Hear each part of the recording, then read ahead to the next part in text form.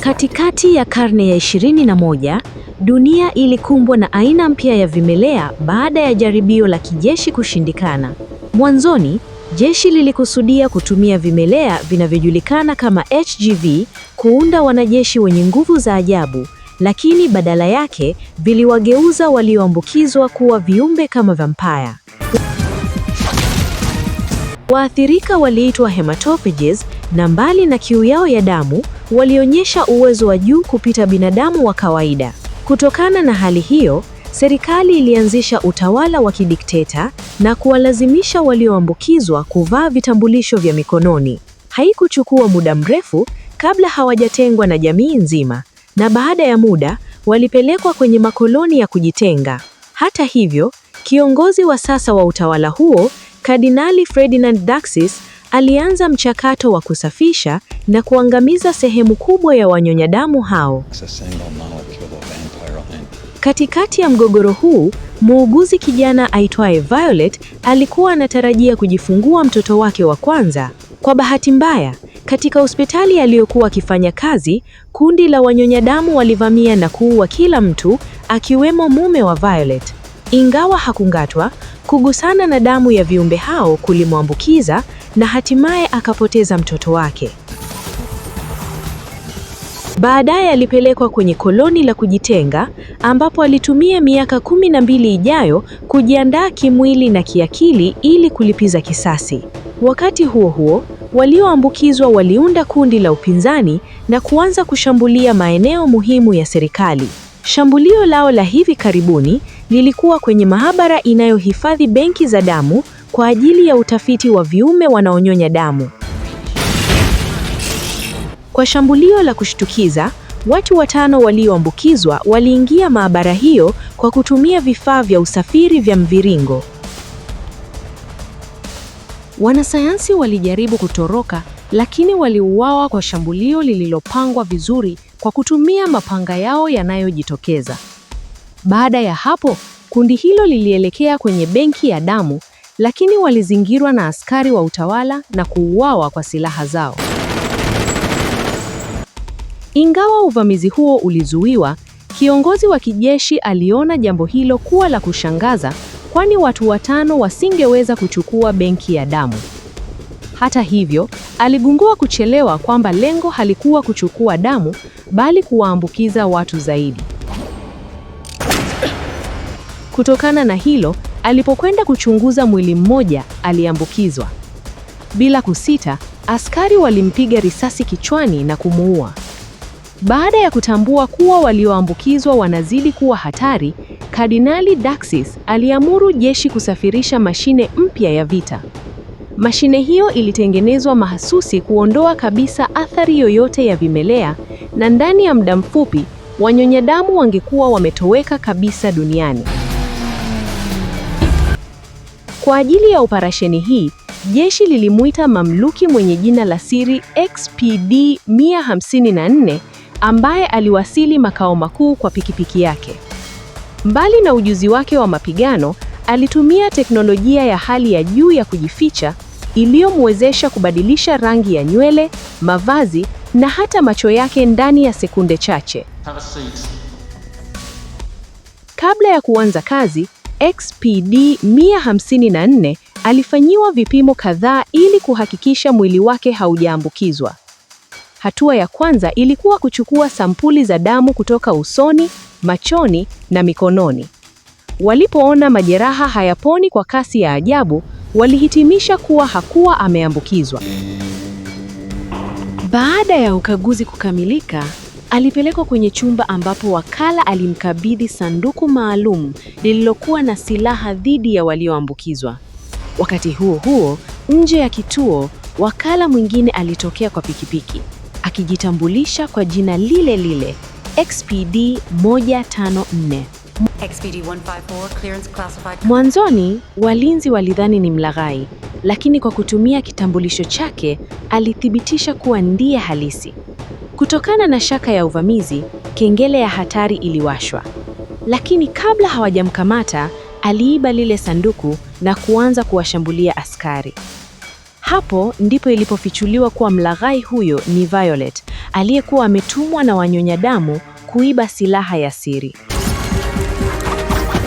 Kwa ustadi wake mkubwa, aliwanyang'anya silaha askari kwa urahisi na kuangusha kwa mateke na ngumi za haraka. Askari zaidi walifika na Violet alichukua silaha chini, lakini hakuweza kufyatua kwa sababu ya kifaa cha usalama.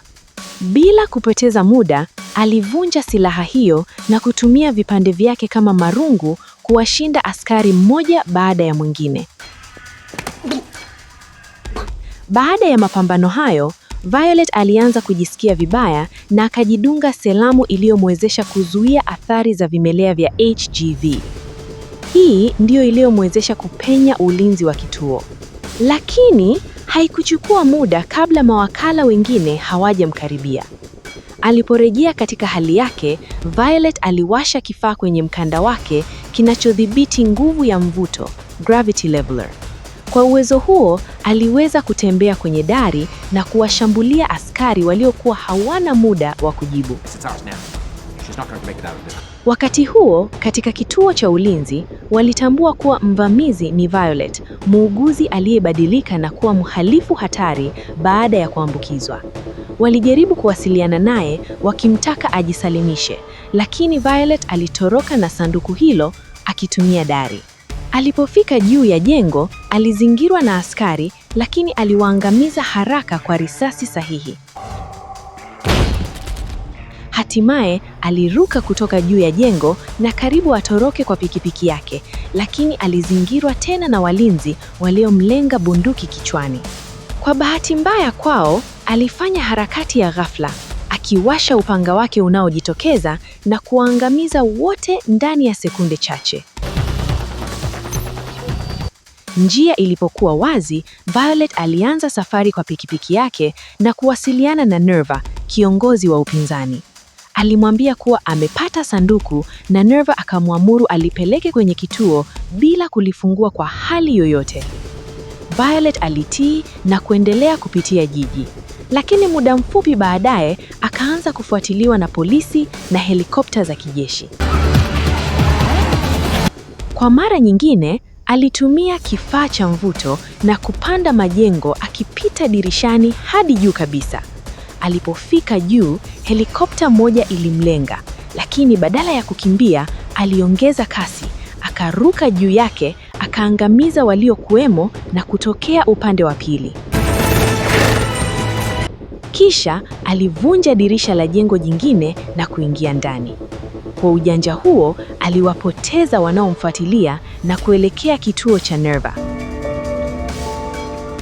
Akiwa kwenye listi, alikiuka amri na kufungua sanduku na akashangaa kuona mtoto akiwa amefungwa ndani ya aina fulani ya kifaa. Alipofika, alimkabili Nerva na akaelezwa kuwa mtoto huyo ana kinga mwili zinazoweza kupambana na vimelea. Kupitia kinga mwili hizo, ingewezekana kuponya wote walioambukizwa. Lakini Nerva hakutaka hilo litokee. Alitoa bunduki ili kumuua mtoto. Violet alimzuia, akisema huyo ni mtoto tu. Alisema pia kuna uwezekano wa kutengeneza tiba kutoka damu yake. Hata hivyo, Nerva hakutaka kuhatarisha na akamwambia Violet aondoke. Mara tu Violet alipoondoka, Nerva alifyatua risasi. Lakini akagundua kuwa ilikuwa ni taswira ya bandia. Kwanga kuwa na aina hii. Ilibainika kuwa Violet tayari alikuwa amemchukua mtoto na kutoroka naye. Baada ya kutoka kwenye jengo, Violet alikutana na kundi la mafia wa Kichina ambao tayari walikuwa wanajua kuhusu mtoto huyo. Walimtaka amkabidhi, lakini Violet alikataa. Hapo ndipo akawa shabaha ya kundi zima hadi mmoja wao alipofyatua risasi kuelekea kwake. Hata hivyo, kwa kasi yake ya ajabu, alikwepa risasi hiyo na risasi ikaenda moja kwa moja kwenye kichwa cha kiongozi wa genge hilo. Mapigano makali ya risasi yakaanza ndani ya jengo, lakini Violet aliendelea kukwepa risasi na kufanya wahalifu wengi kujipiga wao kwa wao. Baada ya kuangamiza wote, aliendelea kutoroka akiwa na mtoto. Lakini walipokuwa wanaingia kwenye gari, walizuiwa na msafara wa kijeshi. Violet alimficha mtoto ndani ya gari na waliinama kujificha wakati askari walipoanza kufyatua risasi. Stop it.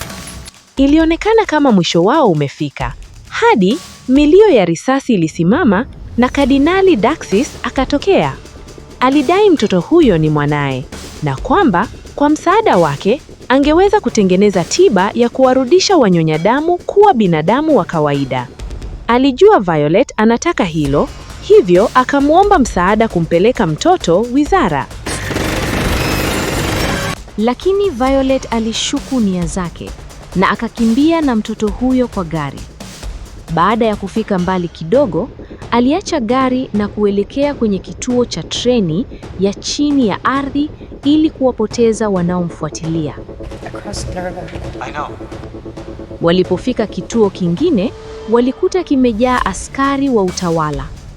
Violet alijaribu kutovutia umakini na akawasiliana na rafiki yake Gar, mwanasayansi wa wanyonya damu. Baada ya kueleza hali ilivyo, Gar alikubali kumsaidia. Violet aliondoka naye kwenda maabara ili kuchunguza namna ya kutengeneza tiba. Njiani, alimuuliza mtoto jina lake na mtoto akaashiria kwa mikono namba 6. Walipofika mafichoni pa Gar, alichukua sampuli ya damu ya mtoto ili kuichunguza kwa kina.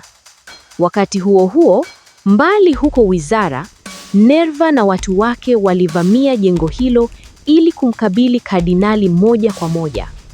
Walipomkuta kwenye korido, Daxis aliwaamuru askari wake wawashambulie. Lakini Nerva alikuwa mwepesi zaidi, akapiga taa zote za dari na kufanya giza totoro. Taa za dharura zilipobaka, Daxis aliona askari wake wote wamelala chini wakiwa wamekufa. Alikimbilia chumba kingine, akifuatwa na Nerva na kundi lake waliokuwa tayari kumuua. Lakini Daxis hakuogopa. Kabla hawajachukua hatua, aliwapiga risasi watatu wao na kumwacha Nerva peke yake. Nerva alishangazwa na wepesi wake, lakini Daxis hakutaka kumuua.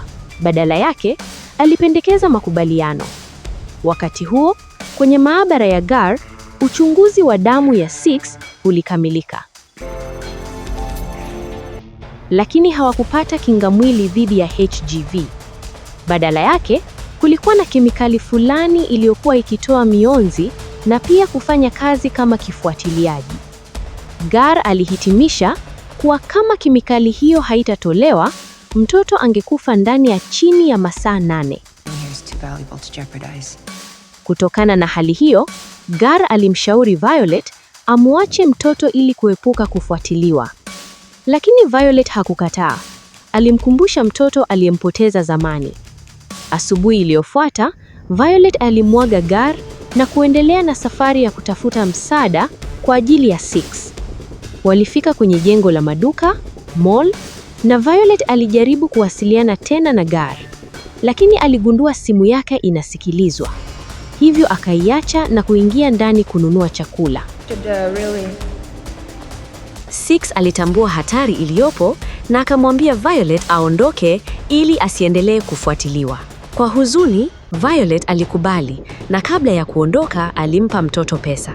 Lakini akiwa njiani alijawa na majuto na akaamua kurudi. Wakati huo huo, askari walifika na milio ya risasi ikasikika. Violet alikimbia kwa hofu kuona kilichotokea, lakini badala ya 6 alimkuta mtoto mwingine ameuliwa. Alijaribu kujifanya hana hatia huku akimtafuta 6 hadi alipogundua mlango uliofunguka nusu. Alipoingia alimkuta 6 tena, lakini ghafla Neva alitokea na kumkamata mtoto. Sasa akiwa anafanya kazi kwa Kardinali, alimchukua 6 na kuondoka. Violet alimfuata hadi makaburini. Huko alikutana na wanyonya damu wawili waliokuwa wanamtumikia Kardinali. Walidai wana nguvu na kasi sawa na yeye, lakini Violet hakusita, aliwashambulia. Wa kwanza aliruka kumshambulia, lakini Violet alikwepa, akamkamata nywele na kumwangusha kwa teke la mzunguko. Wa pili alishambulia pia, lakini Violet alimkwepa na kumpiga hadi kumngoa nywele. Baada ya hapo aliingia kwenye kaburi la ndani ambapo alimkuta Neva na kundi lake. Neva alikuwa amemning'iniza Six juu ya kisima na kumwambia Violet anahatarisha maisha yake bure. Careful, V. Alifichua kuwa mtoto hana kingamwili dhidi ya vimelea, bali dhidi ya binadamu, hivyo tiba haipo. Lakini Violet hakataa tamaa, akasema bado atamwokoa mtoto. Alichomoa upanga wake na kuwapa changamoto wote. Kwa mwendo wa haraka sana, aliwaangamiza wote ndani ya sekunde moja. Lakini Neva aliita watu zaidi na kuachia kamba ya kisima. Six akaanza kuanguka. Kwa haraka alipambana na wengine huku akijaribu kumwokoa. Wakati akipambana kwa kasi kubwa, Violet aliwashambulia wapiganaji waliobaki kwa mapigo sahihi ya upanga wake. Wawili walijaribu kumvamia kwa pamoja, lakini aliruka juu na kufanya mapanga yao yagongane wao kwa wao. Hatimaye alibaki na Neva peke yake. Neva alijaribu kupambana naye, lakini Violet alikuwa na ustadi zaidi. Akazuia shambulio lake na kumchoma upanga kupitia kidevu chake. Mara moja, Violet alikimbilia kushika kamba ili kumwokoa Six. Hata mikono yake ilipokuwa inaungua kwa msuguano, hakukata tamaa na alifanikiwa kumzuia asianguke. Six aliokoka, lakini Violet alikuwa amechoka sana. Hata hivyo, hakukuwa na muda wa kupoteza. Alilazimika kumwokoa mtoto huyo kwa njia yoyote. Akatumia kifaa cha mawasiliano kuwasiliana na Kardinali Daxis na kumwomba msaada. Lakini Daxis alifichua ukweli. Six alikuwa ni kivuli chake kilichoundwa kwa ajili ya mpango wake wa kutawala dunia. Monster. Akamwamuru Violet ampeleke wizara, akiahidi kuwa angepata tiba aliyokuwa akiitaka. Violet alikubali kwenda huko. Alipofika, alimkuta kardinali akiwa na askari zaidi ya 700 wenye silaha. Alimwomba tena amwokoe mtoto, lakini Daxis alisema haiwezekani. Alikuwa anamhitaji kwa mpango wake wa kuangamiza si wanyonya damu tu, bali binadamu wote. Violet, give me what I... Alieleza kuwa wanyonya damu walikuwa karibu kutoweka na sasa ilikuwa zamu ya kudhibiti ubinadamu. Aliunda clones ili kupata kemikali ya kuangamiza wanadamu wote. Atakayesalia atalazimika kuwapa utii kwa wizara. Baada ya kueleza mpango huo, alimwambia Violet amrudishie mtoto. Lakini Violet alikataa na kujiandaa kupigana. Mara moja, askari wote walifyatua risasi kwake, lakini haikuwa yeye halisi, bali picha ya hologramu iliyokuwa imeunganishwa kwenye gari lake. Mbali kidogo, Violet halisi alikuwa akiangalia, akigundua kuwa hawezi kushinda jeshi lote uso kwa uso. Kwa kuwa muda wa Six ulikuwa unakaribia kuisha, aliamua kutumia muda huo kufurahia naye kidogo. Lakini waligunduliwa na Daxis na askari wake. Kwa huzuni, muda wa Six uliisha na akafa mbele ya macho yao. Too late. He's gone. Violet alivunjika moyo. Hakujaribu hata kupambana. Alikubali kushindwa. Baadaye alipigwa risasi na Daxis. Kardinali aliwaamuru askari wachukue mwili wa mtoto na mwili wa Violet uchomwe. Lakini masaa baadaye, Violet aliamka kwenye maabara ya Gar. Gar alikuwa amejifanya mfanyikazi wa kuchoma mili na kumwokoa kwa siri. We've managed to save your life. Hata hivyo, Violet alihuzunika. Alihisi angepata amani tu kwa kufa. So I could do it all over again. Aliondoka usiku akifikiria kumaliza maisha yake. Lakini alipokea simu kutoka kwa Gar akimtaka angalie habari. Kabla ya kufa, Six aliacha maandishi yenye formula kuhusu vimelea vya HGV. Huenda ndio ufunguo wa tiba halisi. Gar aliamini anaweza kuitengeneza na kumponya Violet. Lakini Violet alikataa. Alikuwa bado anahitaji nguvu zake kwa kazi ya mwisho. Give me a little time. I can hear you.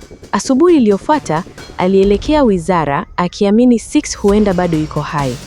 Aliingia moja kwa moja na kuanza kuangamiza walinzi kwa upanga wake. Wakati huo, Daxis alikuwa anajiandaa kuchukua damu ya Six. Alipopata taarifa kuwa Violet yuko hai, alituma jeshi lote kumzuia. Violet alipambana na kundi la wapiganaji wenye mapanga, akiwashinda kwa ustadi mkubwa. Alibaki mmoja tu, akamshika kwa nguvu na kumwangamiza. Hata hivyo, alijeruhi mkono wake na damu ikaanza kutoka nyingi. Mavazi yake yakaanza kubadilika rangi kuwa nyekundu, lakini aliendelea mbele. Hatimaye alimkuta kardinali. Alimwambia mtoto amekufa, lakini Violet hakukubali. Daxis alitoa silaha inayotoa moto, udhaifu mkubwa wa wanyonya damu. Violet akatoa upanga wake. Badala ya kushambulia moja kwa moja, alitumia damu yake kumrushia Daxis usoni na kumwambukiza. Sasa wote walikuwa na nguvu sawa. Daxis alitoa upanga wake na mapambano ya mwisho yakaanza. Walipigana kwa kasi ya ajabu. Daxis alizima taa ili kupata faida, lakini Violet akawasha upanga wake kwa moto. Mapigano yalizidi kuwa makali. Hatimaye Violet alipata nafasi, akachukua silaha ya Daxis na kumshambulia. Mwisho kabisa alimkata vipande viwili. Baada ya vita, Violet alimchukua Six na kwa mshangao mtoto akaamka. Lakini Violet alikuwa amepoteza damu nyingi na kudhoofika. Sasa Six alimsaidia kutoroka na kumpeleka kwa Gar. Kutokana na juhudi za Violet, utawala ulipata pigo kubwa. Kwa msaada wa Gar, wanatarajia kupata tiba. Lakini Violet anajua kuwa mtu mwingine atachukua nafasi ya kardinali. Hivyo anaamua kuendelea kuwa na nguvu zake hadi atakapomaliza kabisa utawala huo wa kidikteta.